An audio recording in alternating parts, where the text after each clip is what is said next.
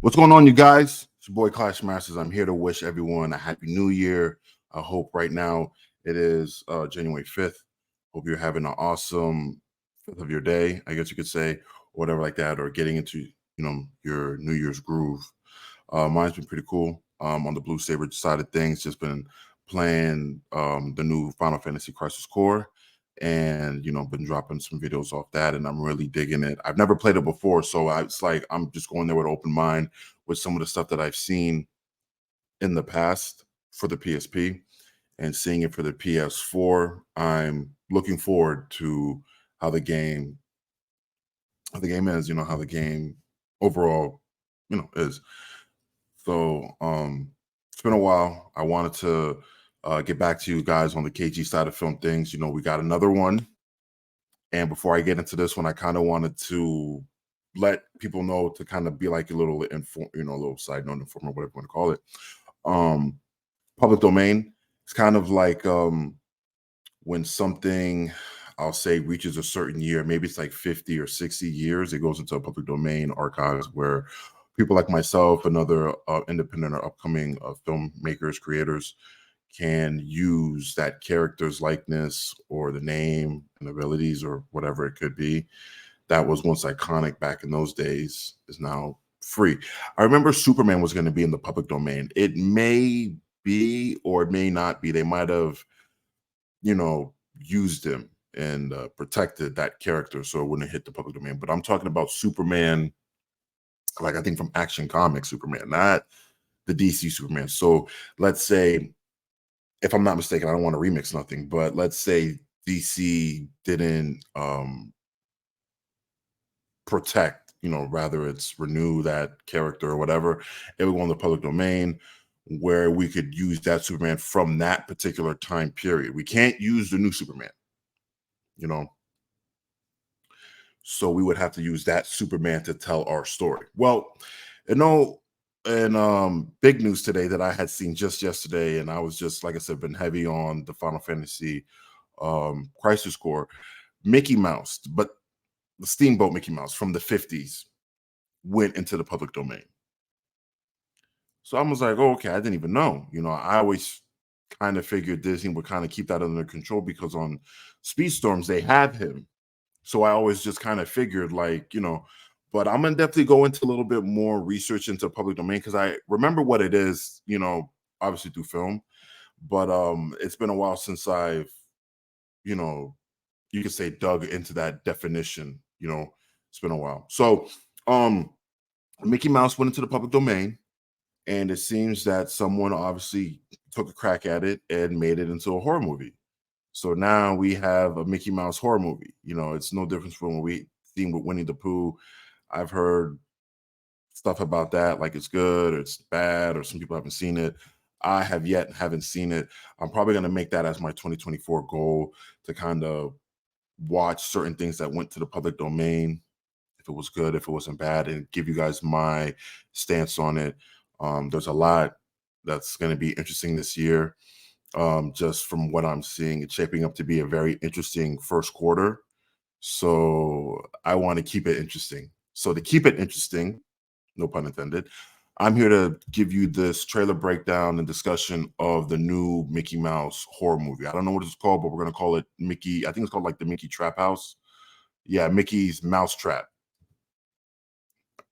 So we're going to go ahead and see what it is, what it's like. And before we go into it, I'm saying, you guys go ahead and hit the subscribe button, hit the bell for notifications, and also hit that like when you come on in. Don't be a recurring viewer and just be watching and not subscribing or liking the channel. Like, come on, greatly helps out.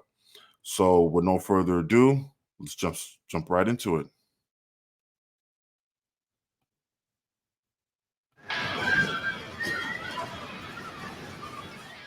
These are the best party that we can throw. I've seen some rejections in my time, but man, that was a cool one. There's blood all over the jungle gym. Blood. Yes.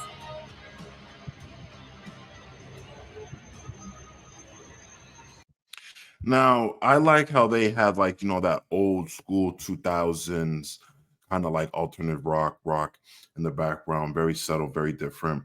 I guess they're trying to capture like an essence of like that old school horror feel vibe. But I'm also digging how they have the Angry Birds here. Now, mind you, this is nothing to do with Disney whatsoever. Far from it. This is one of your Dave and Buster's um, kind of themes. Chuck E. Cheese for grown-ups, kind of blend in. So it's very interesting to see how they're gonna portray Mickey Mouse in this. And we have it right here. So this is Walt Disney's Mickey Mouse Steamboat Willie.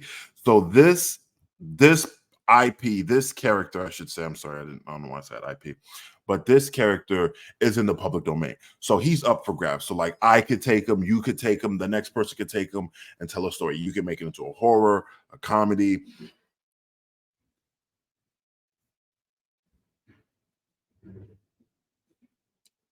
Okay, no. I was oh, I'm over here. It's my recycling truck guy came finally at this time. Usually he comes a little bit, earlier, but it's New Year's Eve, I guess. So they're probably running at a whole different time.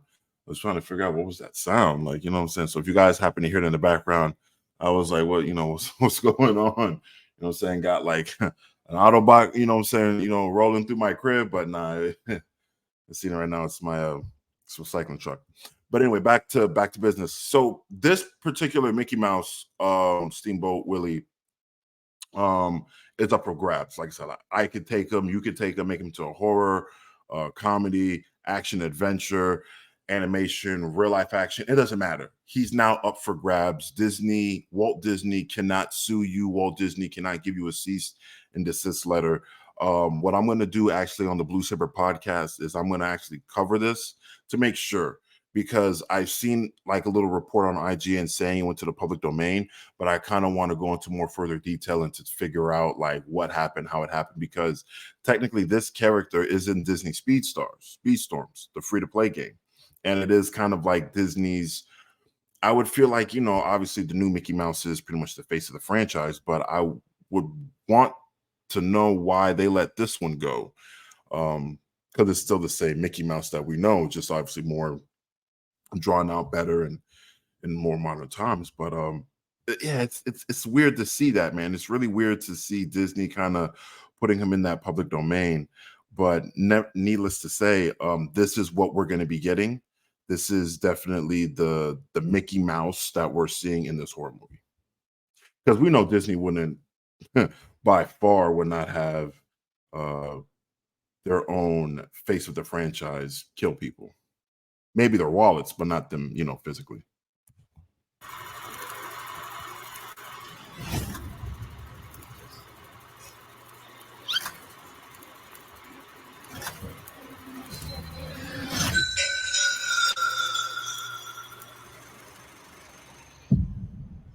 Yeah, he's like completely in love with me already. It's totally disgusting. Put the phone down! Put the phone down, please! I was like, dude, I've already started. No, Gina, turn around! Like, homegirl is too busy on the phone, but can't see using her peripheral vision. I feel like that's like a shame on her kind of moment. And then just to be so caught up, these have to be like teenagers, like teenagers or college people around that type of time, just to be so careless and not knowing their surroundings. Please, Gina! I'll be right back. And he's dead. My thing is, okay, so they're obviously of age because they're drinking and stuff like that. But my thing is who hangs out at a arcade place, right, after hours? You know what I'm saying? Like, you guys are of age. You guys go to someone's apartment, someone's house, have a few drinks, kick it there. I'm curious to see how this movie's really going to play. Like, what's the whole purpose and dynamic of them being there after hours drinking, like it's like the chill spot? You know what I mean? Dead. What? Like if he was in a horror movie, you'd never say, I'll be right back. Because then you don't.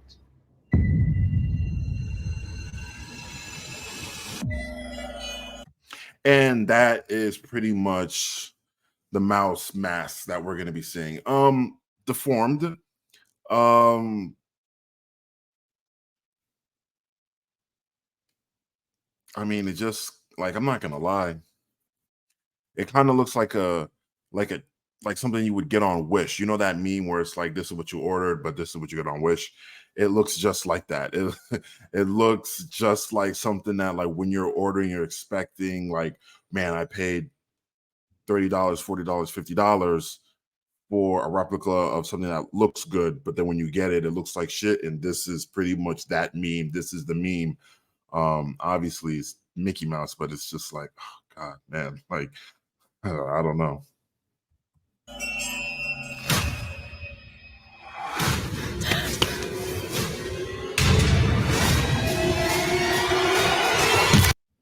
Now, if I can, let me see if I could see, if I could kind of catch him.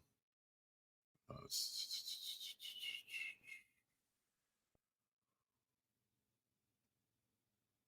me see if I can kind of. So we see this is them all hanging out, and then he's looking from the Raptor. So I hope he's just doesn't live in that arcade place while he's stalking them. You know, he's counting his victims, seeing how he's going to get them.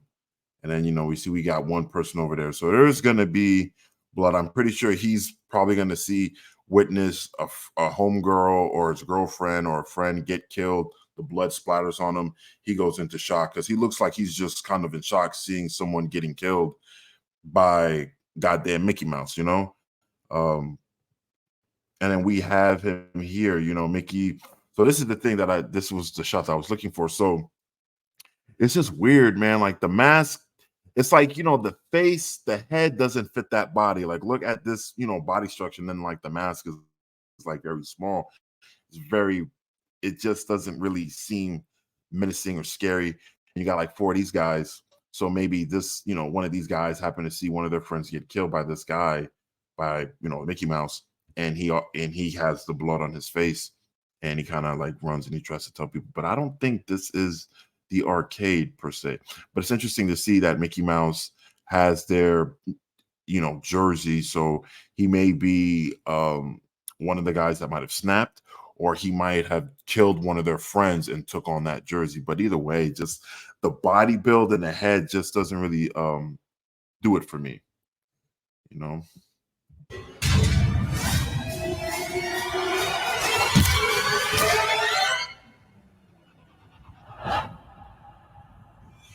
Where the hell did he go?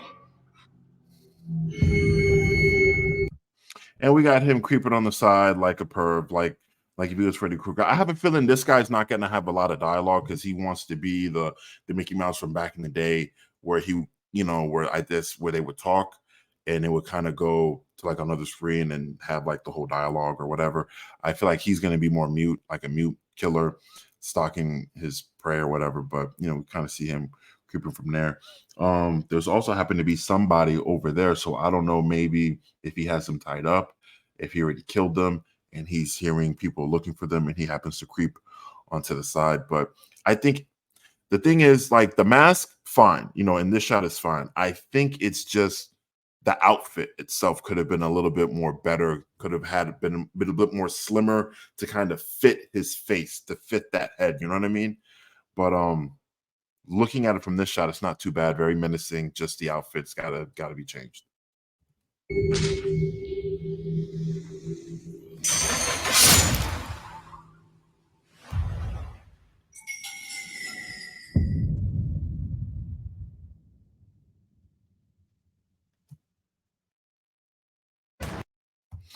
And that's pretty much gonna be it, you know. Shout out to AMC.